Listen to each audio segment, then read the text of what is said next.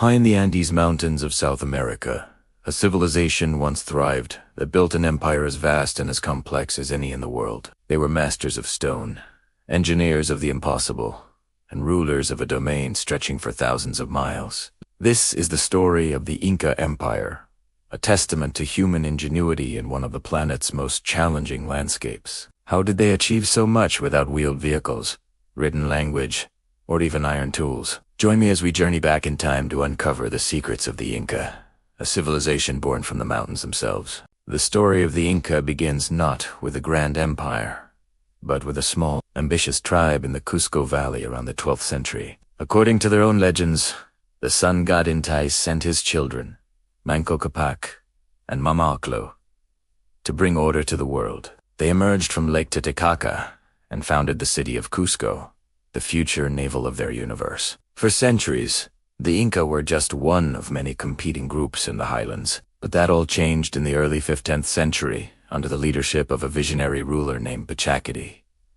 He wasn't just a conqueror, he was an empire builder. Qhapaq transformed the kingdom of Cusco into the mighty Inca Empire, or Tawantinsuyu, the land of the four quarters, through a brilliant combination of military conquest, diplomacy, and assimilation.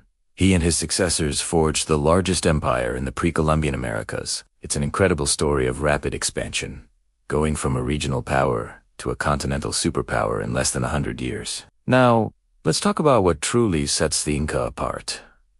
Their engineering. Living in the Andes means living on a slope.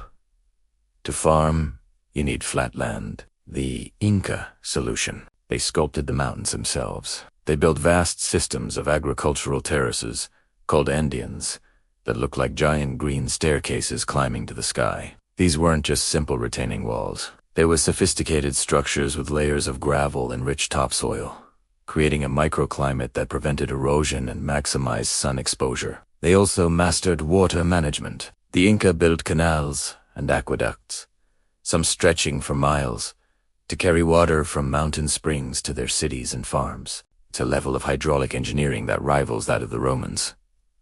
And then there's stonework, using only stone hammers and bronze chisels. Inca masons cut and shaped massive blocks of granite with such precision that they fit together perfectly without mortars. I've seen these walls in person, and you really can't slip a knife blade between the stones. It's mind-boggling to think about the skill and patience required to achieve that. Of all the Inca marvels, one name stands above the rest. Machu Picchu, perched on a mountain ridge, nearly 8,000 feet above sea level.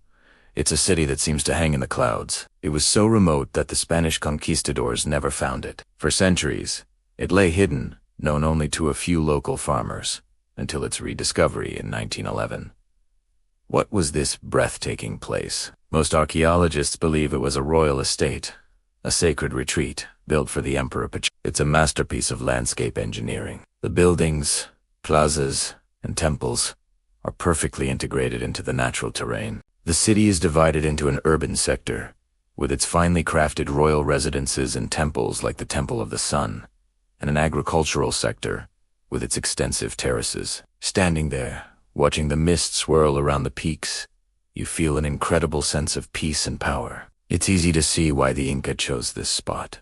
It feels like you're standing at the very top of the world, halfway to the heavens. How do you connect an empire that stretches 2,500 miles along the spine of the Andes? You build the greatest highway system in the Americas. The Inca road network, the Qhapaq, was an engineering marvel. It spanned over 25,000 miles, crossing arid deserts, fertile valleys, and some of the highest mountain passes on Earth. These weren't just dirt paths. The roads were often paved, with stairways carved directly into the mountainside and incredible suspension bridges made of woven grass spanning deep gorges. These bridges were so strong they could support people and llamas, and they were constantly maintained and rebuilt. The road system was the empire's lifeline. It allowed for the rapid movement of armies, administrators, and goods. A system of relay runners, called chasqui, could carry messages across the empire at incredible speeds, covering up to 150 miles a day. A message could travel from Cusco to the coast in just a few days. It was the internet of its time, a network that held the entire empire together. Governing such a vast and diverse territory was a monumental task. The Inca established a highly organized, centralized administration. The Qhapaq Inca, or emperor, was at the top, considered a living god. Below him was a complex hierarchy of nobles and officials. The empire was divided into 4 administrative quarters, with Cusco at the center. To keep track of everything, they used a unique recording device called a Qhapaq. These were collections of knotted strings, where the colors, types of knots, and their positions encoded numerical and other information. We are still working to decipher their full meaning, but it's clear they were used for censuses, tribute records, and calendars. The economy was not based on money. Instead, it ran on a system of reciprocity and redistribution. All land belonged to the state, and citizens paid their taxes through labor, a system called the meta. They would work on state projects like building roads or farming state lands. In return, the state provided food, security, and support in times of hardship. It was a form of collective welfare that ensured everyone was cared for, but also demanded absolute loyalty to the state. Inca life was deeply intertwined with religion and the natural world. They were polytheistic, with a pantheon of gods representing forces of nature. The most important was Inti, the sun god, from whom the emperors claimed descent. Barakaca was the creator god, while Pachamama, or Mother Earth, was revered as the sustainer of life. Mountains, rivers, and even unusual stones were considered sacred places, or huacas, imbued with spiritual power. Religious ceremonies, often involving animal sacrifices and offerings of coca leaves and corn beer, were a constant part of life, aligning the human world with the divine cosmos. Daily life for the common person was one of hard work, primarily farming. The main crops were potatoes, maize, and quinoa. Families lived in small communities called alos, which were the basic social unit of the empire. They shared land, worked together, and supported each other. While their lives were demanding, there was also time for festivals, music, and dance, all tied to the agricultural and religious calendars. The Inca worldview was one of balance and duality,